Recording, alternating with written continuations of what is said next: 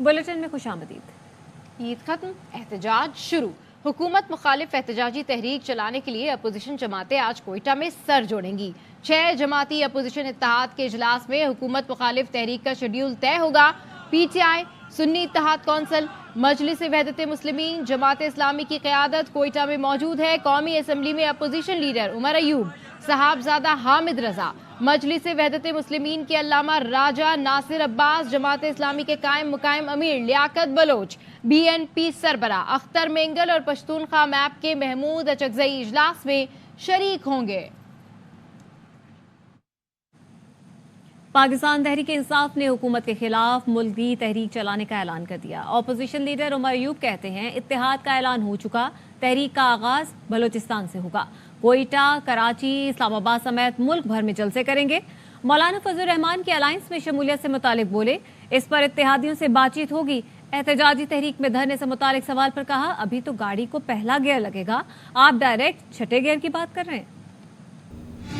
पाकिस्तान तारीख की सबसे तकड़ी और मजबूत ऑपोजिशन 5 सिटिंग हो गई है कौमी असेंबली। देख लें हुकूमत का क्या हाल हुआ होता। एक इत्तेहाद का ऐलान हो भी चुका है, उसको फॉर्मलाइज करने जा रहे हैं। हमारी ये मूवमेंट का आगाज बलोचिस्तान की जरखेज जमीन से होगा। कल इंशाल्लाह पशीन में जलसा है, चमन में है, 27 को इंशाल्लाह कराची में होगा। पंजाब में हम लोग 3 जलसे करेंगे, खैबर पख्तूनख्वा में हम लोग करेंगे, इस्लामाबाद में करेंगे। इन जलसों का मकसद एक पॉइंट एजेंडा, पाकिस्तान में आइन और कानून की बालादस्ती होनी चाहिए। मौलाना साहब का इत्तेहाद के हवाले से बातचीत होगी। आपने तो छठा गियर पहले ही लगा दिया।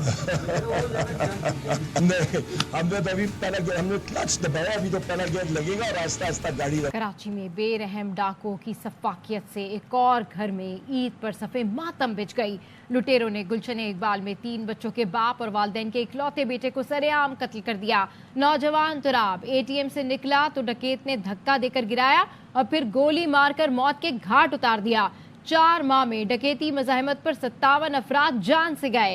हुकूमत के इकदाम थानेदारों की मौतली तक महदूद हैं। तफसीलात जानिए मोहम्मद आसिफ खान की इस रिपोर्ट में। 5 मिनट भी नहीं रुका, उतरा होगा मेरा बच्चा नीचे और उसको गोलियां मार दी।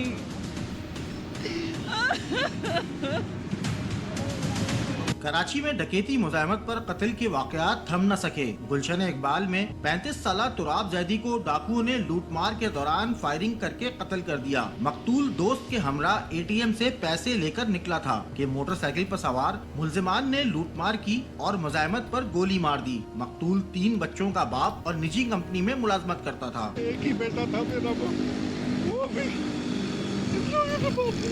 पता नहीं किस वक्त में क्या हुआ, उस कैश की जरूरत थी, क्या था, वो नीचे आया ATM में लेने के लिए। बहरहाल थोड़ी देर के बाद वो चीखने लगी, उसके दोस्त की बीवी चीखती भी आई कि वो आपके जो बेटे को गोली मार दी है। मकतूल की वालदा का कहना है कि उन्हें इंसाफ फराहम किया जाए। मत कुछ नहीं कर रही है, अपना काम कर रही है, वो सिर्फ उसने खुद ने छोड़े हुए ये सब लोग जो बेगुनाह लोगों को मार रहे हैं।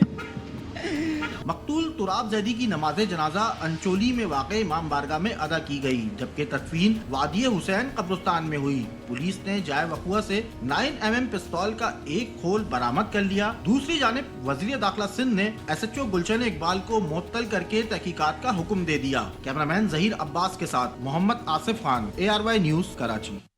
उधर लाहौर के इलाके शालीमार में मुबैना ज्यादती के बाद 9 साला बच्चे को कत्ल कर दिया गया। पुलिस ने मुलजिम को गिरफ्तार कर लिया है। 9 साला अब्दुल्ला गुज़श्ता रोज लापता हुआ था। अहले खाना रात भर तलाश करते रहे। आज उसकी लाश अब्दुर्रहमान के घर से मिली। पुलिस के मुताबिक मुलजिम अब्दुर्रहमान ने मुबैना तौर पर बच्चे से ज्यादती की, फिर गला दबाकर कत्ल किया। पुलिस ने मुलजिम अब्दुर्रहमान को हिरासत में लेकर कार्रवाई शुरू कर दी है। हमारे नुमाइंदे बाबर खान इस वक्त मकतूल बच्चे के घर के बाहर मौजूद हैं, उनसे मजीद बात करेंगे। बाबर बताएगा, मकतूल बच्चे के वालिदैन का क्या कहना है?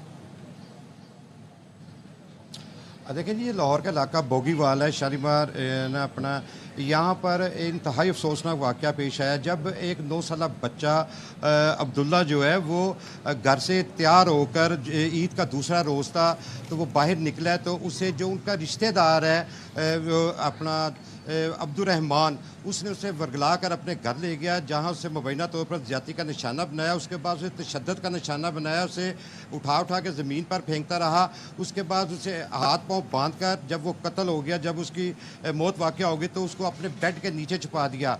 घर वाले जो है रात भर उसकी तलाश करते रहे। पुलिस को इतला की, गुमशुदगी की रपट वहाँ पर दर्ज हुई। फिर अचानक CCTV कैमरे से जाहिर हुआ कि ये मुलज़म जो है उसको अब्दुल्ला को अपने साथ लेके जा रहा है। उसके बाद पुलिस को इतला की कि पुलिस ने जब उसे हिरासत में लिया, उसे तफ्तीश की, तो मुलज़म ने एक इकबाल जुर्म कर लिया। मुलज़म जो है ना, जो मुर्गियों का कचरा होता है वो फ़रोख्त करने का काम करता था। मुलज़म का यही प्लान था कि जब ये रात ज़्यादा हो जाएगी तो मुलज़म जो मकतूल है उसकी लाश उसमें कचरे में डालकर बाहर कहीं फेंक आएगा। इस वक्त यहाँ पर जो ईद की खुशियाँ वो बिल्कुल उनके घर में मद्धम पड़ चुकी हैं। इस वक्त पूरा इलाका जो है सोग में है और यहाँ पर लोग जो बहुत ज़्यादा खौफजदा भी हैं। मुलज़म तो गिरफ़्तार हो गया, उसके खिलाफ मुकदमा भी दर्ज हो गया, लेकिन लोग ये कह रहे हैं कि इसको कैफ़रे किरदार तक पहुँचाया जाए, इसको सख्त से सख्त सज़ा दी जाए। जो मकतूल है वो अपने 5 बहन भाइयों में सबसे छोटा था और उसका वालिद जो है वो लोहे का पाइप का ये ना काम करते थे और इस वक्त पूरा इलाका जो है वो सोग में डूबा हुआ है। अब से कुछ देर बाद ही जो डेड बॉडी है वो घर पहुंचने वाली है। ख़वातीन और यहाँ पर जो अहले इलाका है वो ज़्यादा वो सोग में डूबे हुए हैं और घर में कराहम बचा हुआ है और सफ़े मातम बिछी हुई है। और ये अफसोसनाक वाक़या, मुलज़म जो है जिसको गिरफ़्तार किया गया है वो इस वक्त हवालात में है, उसके खिलाफ कत्ल का मुकदमा भी दर्ज कर लिया गया है। और जो अहले खानदान है उनका यही कहना है, आला काम से वज़ीर आला पंजाब से उन्होंने अपील की है कि इसे कैफ़रे किरदार तक पहुँचाया जाए और सख्त से सख्त सज़ा दी जाए। जी ठीक है, बाबर खान इस हवाले से आगाह कर रहे थे, बहुत शुक्रिया आपका।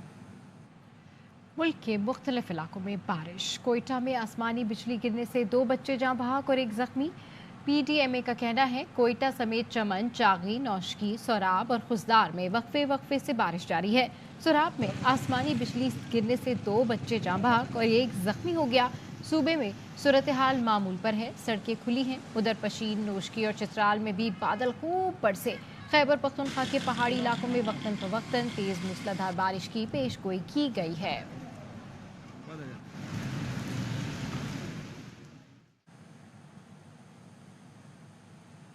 और महंगाई का तूफान, रवा साल ईद खरीदारी इंतहाई कम रही। ताजिरों ने रवा ईद सीजन को 75 सालों का मायूस कुन तरीन साल करार दिया है। बाजारों में रश के बावजूद खरीदारी 40% तक महदूद रही। मुल्क के सबसे बड़े शहर कराची में बमुश्किल 1.25 करोड़ अफराद ईद पर नए कपड़े खरीद सके। इसी पर बात करेंगे अंजुम वहाब से। जी अंजुम, बताएगा क्या रहा कारोबार इस साल? जी बिल्कुल, जो मुल्क की माशी सूरत रही है इसमें मुल्क का सबसे बड़ा शहर सबसे ज्यादा मुश्किल का अफराद है। 1.25 करोड़ अफराद ने तो इसके लिए कपड़े खरीदने के लिए, जिनमें ज्यादातर तादाद खवातीन और बच्चों की रही, जिन्होंने जूते और सामान थोड़ा बहुत खरीदा। दुबई से 2-4 कारोबार महदूद आमदनी और तसद्दुर के साथ बढ़ती हुई महंगाई ने ये कारोबार को काफी मुतासिर किया। ताजिरों ने इस साल को 75 साल का सबसे मायूस साल करार दिया।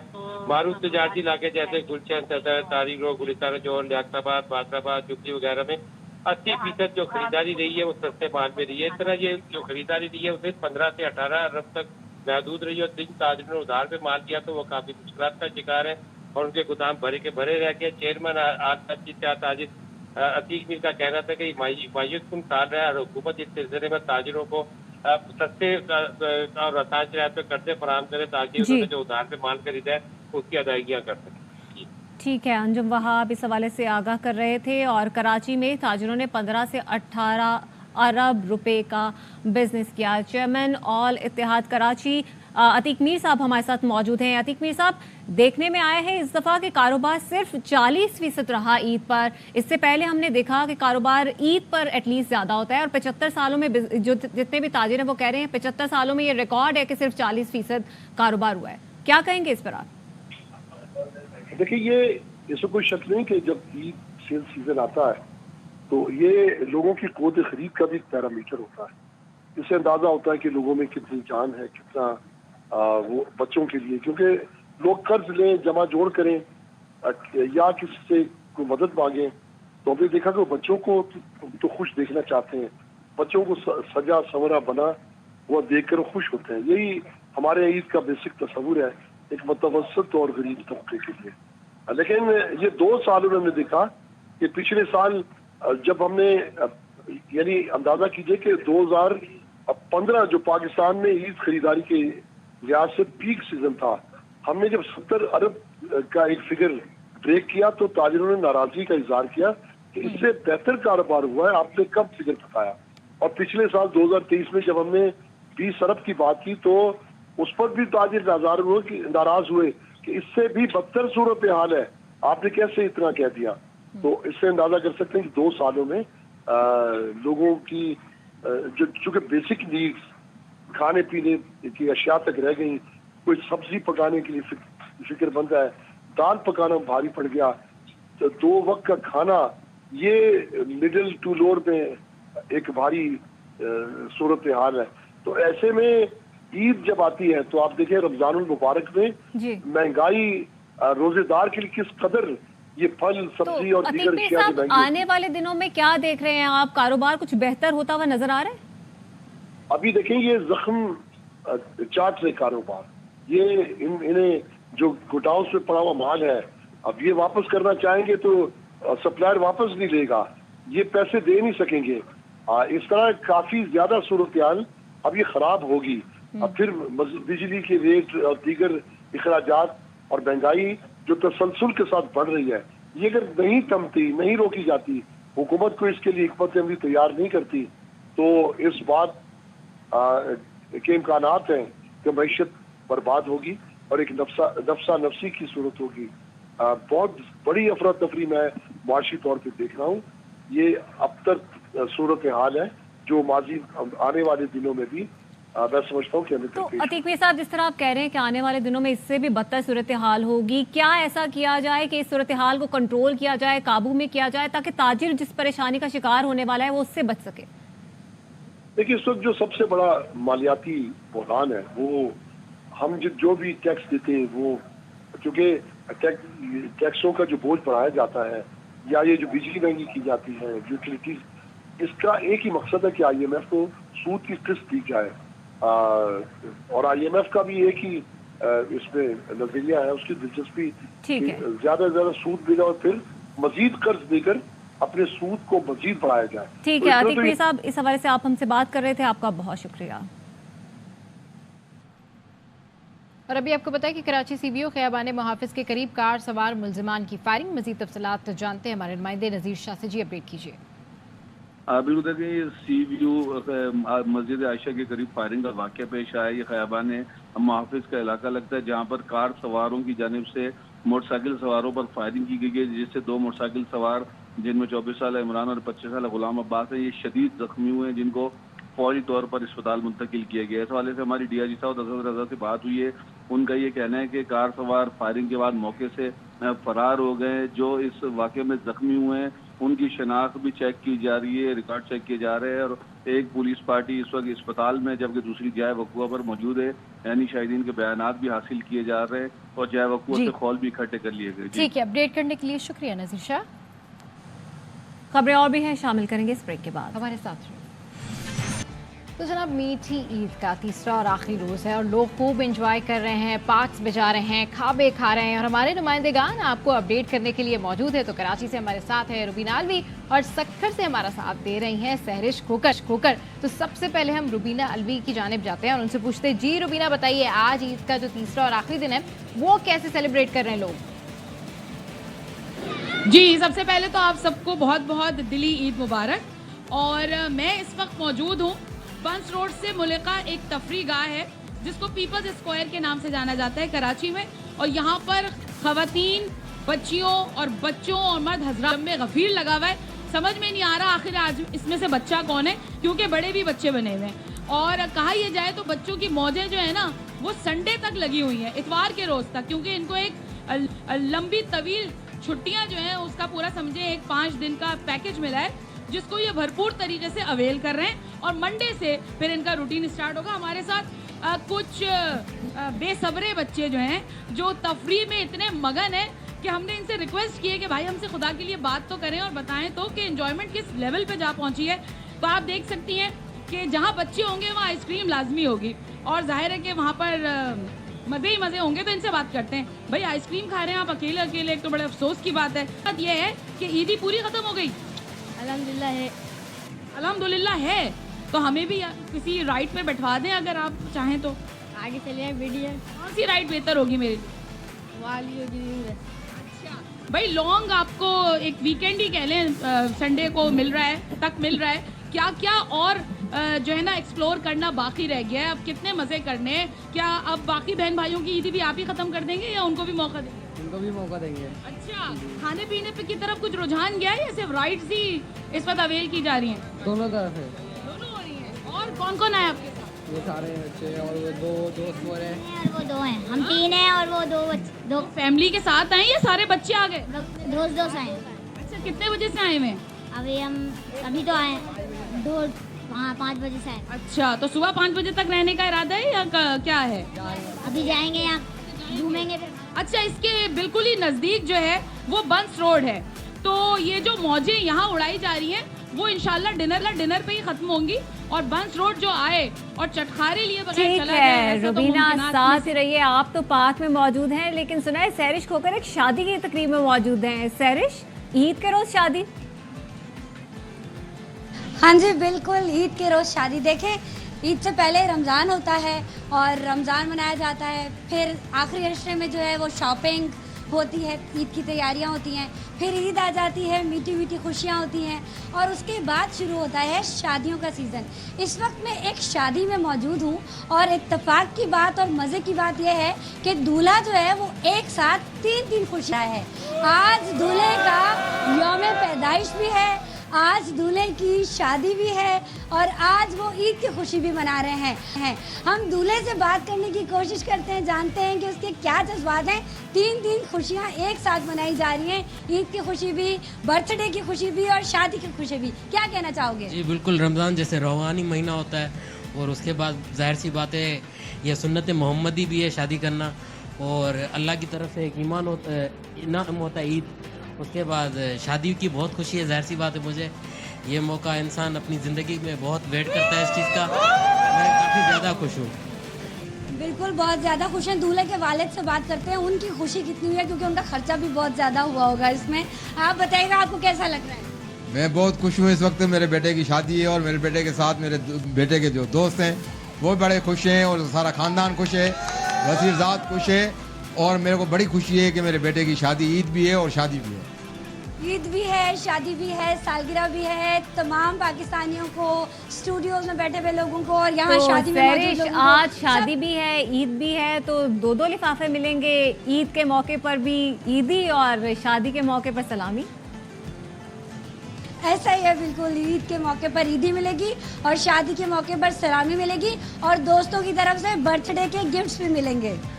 ठीक है, बहुत बहुत शुक्रिया। सैरिश कोकर एक शादी की तकरीब में मौजूद थी, दूल्हा बड़े खुश थे। 3 उनकी आज खुशी के मौके हैं, एक ईद है, एक उनकी शादी है, तीसरा आज उनकी बर्थडे भी है। इस हवाले से खूब ईदी भी जमा होगी, खूब सलामी भी जमा होगी। सैरिश कोकर और रुबीना अलवी आज ईद के तीसरे दिन के हवाले से हमें आगाह करी थी। आपका बहुत शुक्रिया।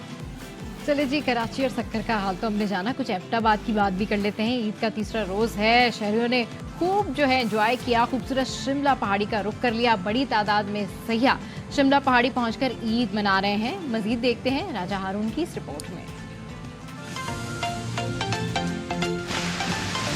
शिमला पहाड़ी घूमने के लिए बहुत अच्छी जगह है, यहाँ का माहौल भी बड़ा अच्छा है। ईद के तीसरे रोज भी मुल्क भर के मुख्तलिफ अजला से हजारों अफराद ने ईद की खुशियों को दोबारा करने के लिए एबटाबाद शिमला पहाड़ी का रुख कर लिया। दोस्तों के साथ आए तो यहाँ का माहौल भी बड़ा अच्छा है। बच्चे, बूढ़े और नौजवान किश्ती पर सवार होकर खूब लुत्फ उठाते रहे। गाने बजाने के साथ साथ सब ने व्यूज एरिया पर अपने दोस्तों के साथ तस्वीरें भी बनाई।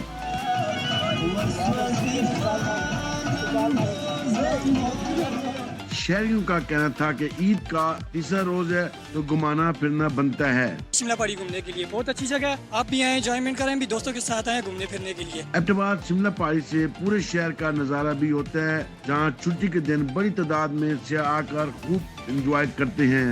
राजा हारून, ARY न्यूज, एबटाबाद। खबरें और भी हैं, शामिल करेंगे इस ब्रेक के बाद। हमारे साथ रहिए। Welcome back. इलेक्शन कमीशन का रवैया मुतासिबाना है। वो एंटी पीटीआई मुहिम चला रहा है। मुशीर इत्तलात KP बैरिस्टर सैफ कहते हैं, सेनेट में खैबर पख्तूनख्वा से हमें पूरी सीटें मिलनी चाहिए। इलेक्शन कमीशन के गैर आइनी गैर कानूनी फैसलों से सेनेट इलेक्शन मुतनाज़ हुआ। सुप्रीम कोर्ट से इंसाफ की उम्मीद है। शफाफ और साफ इंतखाबात होते हैं। पीटीआई तो 2/3 मेजॉरिटी के साथ वफाकी हुकूमत भी बनाती, सेनेट में भी हमें फुल सीटें मिलनी चाहिए। इलेक्शन कमीशन का रवैया इंतहाई मुतासिबाना है। इलेक्शन कमीशन ने तहरीक इंसाफ के साथ दुश्मनी का एक सिलसिला शुरू किया हुआ एक मुहिम है एंटी पीटीआई। इन फैसलों की वजह से सेनेट का इलेक्शन भी मुतनाज़ा हुआ। हाई कोर्ट ने उस अंदाज में कानूनी नुक्ते को नहीं देखा जिस अंदाज में इसको देखना चाहिए। सुप्रीम कोर्ट से रुजू किया है कि उम्मीद रखता हूँ कि सुप्रीम कोर्ट हमारे हक में फैसला करेगी। KP में सेनेट इलेक्शन आप लोगों की हटधर्मी की वजह से नहीं हुए।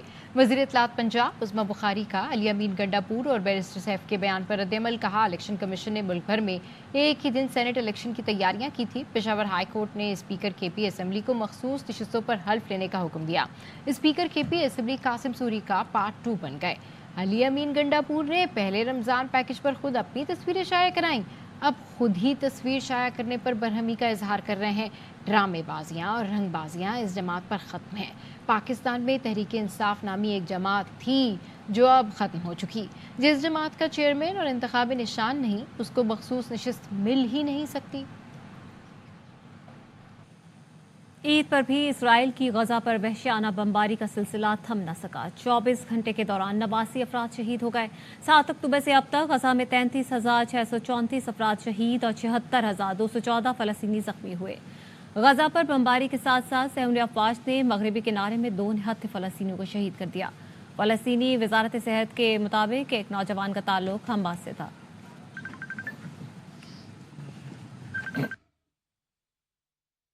हमास रहनुमा इस्माइल हनिया के बेटों और दीगर शोधा फ़लस्तीन की गायबाना नमाज जनाजा कराची के मुख्तलिफ मसाजिद में अदा कर दी गई।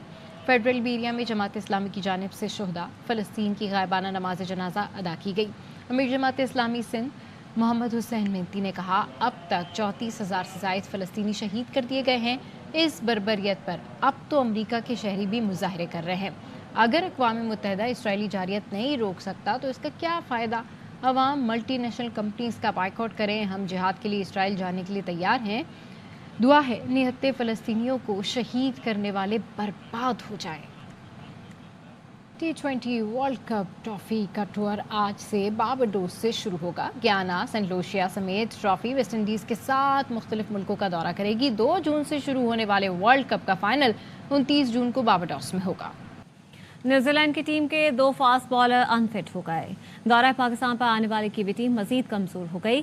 क्रिकेट न्यूजीलैंड के मुताबिक एडम मिलन और फिन एलन अनफिट होकर दौरा पाकिस्तान से आउट हुए हैं। टॉम ब्लेंडल और जोक फोकस को टीम में शामिल किया गया है। न्यूजीलैंड की टीम इतवार को T20 सीरीज खेलने के लिए पाकिस्तान पहुंचेगी। 5 T20 मैचेस की सीरीज का पहला मैच 18 अप्रैल को पिंडी में खेला जाएगा। बुलेटिन से फिलहाल इतना ही। मजीद खबरों और तफसीलात के लिए आप देखते रहिए आवाज़।